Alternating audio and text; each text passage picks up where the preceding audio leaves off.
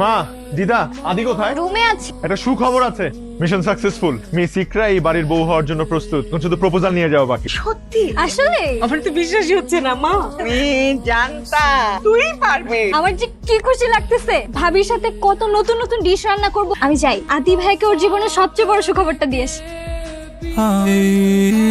মুখে চাগার ব্যবধান জমা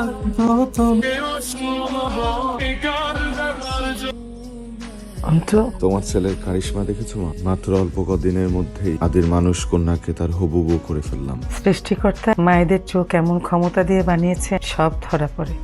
তুমি কিসের মধ্যে কি বলছো মা? আমাকে সত্যটা বল।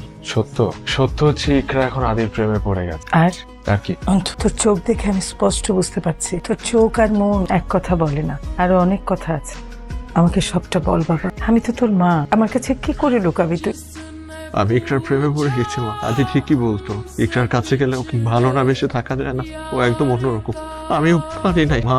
তুমি আমার এই কথাগুলো তো কাউকে বলো না মা, তুমি কারোর সাথে শেয়ার করো না। আমি চলে যাবো, ওই যে কাজের জন্য আসছিলাম ওই কাজ হয়ে গেছে, এখন আমি ফেরত চলে যাবো। তুই ওখানে গিয়ে থাকতে পারবি তো? আমাকে ঠিক থাকতেই হবে। আমি তো আদিকে ভালোবাসি, আমার ভাই আদি ইকরাকে ভীষণ ভালোবাসে। ওরা একজন আরেকজনের সাথে অনেক ভালো থাকবে।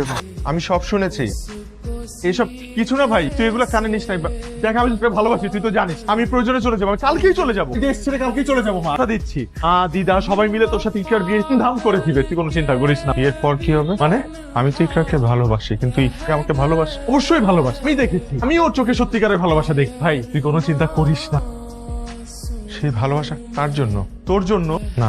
ইকরা প্রেমে পড়েছে আদি নামে এক অন্তুর সাথে। কিছু যায় আসে না তোর নাম আদি না কি অন্তু। ও ভালোবাসে তোকে, তোর ব্যক্তিত্বকে। ভাই তুই ব্যাপারটাকে এত জটিল কেন করছিস ভাই? তুই ওর সাথে সুখী হবি। ইকরা কি সুখী হবে? তুই সুখী হবি, আমিও তো সুখী হব না। এই বিয়েটা হলে আমরা তিনজনে অসুখী থাকবো। তুই বিদেশে বসে কাঁদবি, ইকরা সারাটা জীবন এই দ্বিধায় বাঁচবে যে সে যে মানুষটাকে ভালোবেসে বিয়ে করেছে সেই মানুষটা আদৌ ওই মানুষটা কিনা। আর আমি তোদের এই সুন্দর প্রেমটা ভেঙে দেওয়ার জন্য জীবন শাস্তি পেয়ে যাবো। আমি প্রথম থেকেই জানতাম এরকম একটা ঝামেলা হবে। এটার একটাই সমাধান মা, অন্তু ভালোবাসে ইকরাকে, ইকরাও তো অন্তুকেই ভালোবাসে। ওদের বিয়ে দিয়ে দাও। আর তুই কি নিয়ে থাকবি? আমি বিদেশ চলে যাব। আমার ওই স্কলারশিপটা আছে না, আমার স্কলারশিপটা তো এখনো অ্যাভেল করতে পারবো। ওই ডেটটা ওভার হয়নি। মা, তোমার একটা ছেলে তো বিদেশ থাকতো, আমি না হয় এখন ওই ছেলেটা হয়ে থাকবো। তো তুই তো ইকরাকে ভালোবাসি। ভাই ইকরাকে তো অনেকেই ভালোবাসে, কিন্তু ইকরা বেছে নিয়েছে তোকে।